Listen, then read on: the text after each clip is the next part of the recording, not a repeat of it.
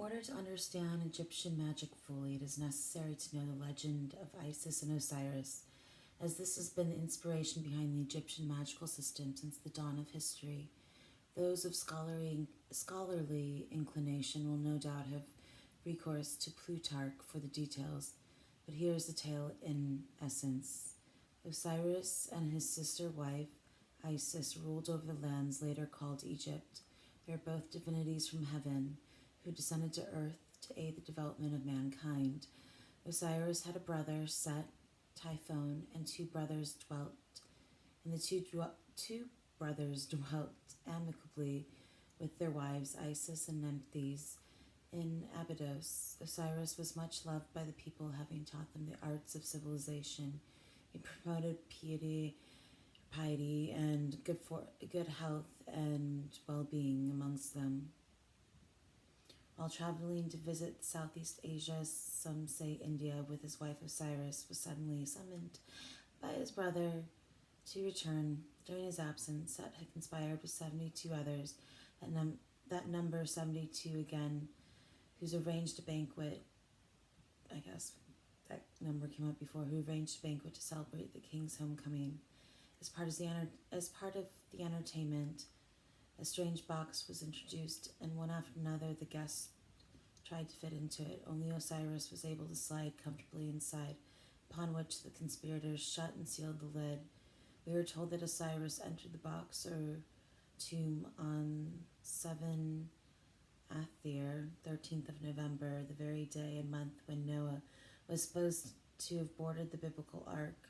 The box was then thrown into the Nile or the sea and carried onward by the inundation. Eventually it was caught up by the tamarisk tree. Isis, who had been visiting Chemnis, received news of what had occurred. She hastily summoned her nephew Anubis and set out to seek for her husband's body.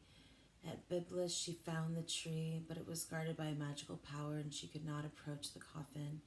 As she watched, the king of Byblus came looking for a tree to serve as a column for his palace. He selected the very one that held Osiris. In vain did Isis, in her form as a dove, utter plaintive cries to dissuade the men from cutting it down. So she resumed her womanly appearance and went to the palace, where she became nurse to the queen's child. By ingratiating herself with her employees, Isis was able to match the evil magic of Set and secure the coffin, but her troubles were far from over. Set heard about her deeds and were... Baby?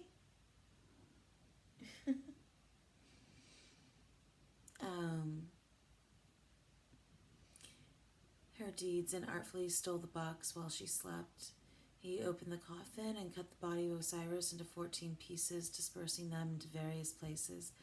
Isis then had the task of seeking each piece with her sister Nephthys and her nephew Anubis. She traveled far and wide until she had located every piece except the phallus.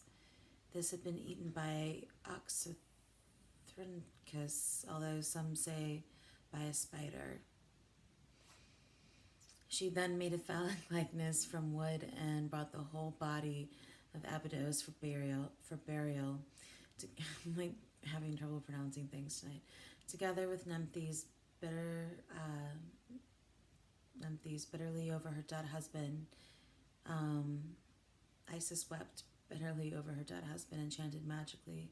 So powerful were her tears and prayers and the occult powers of Thoth that one member of Osiris began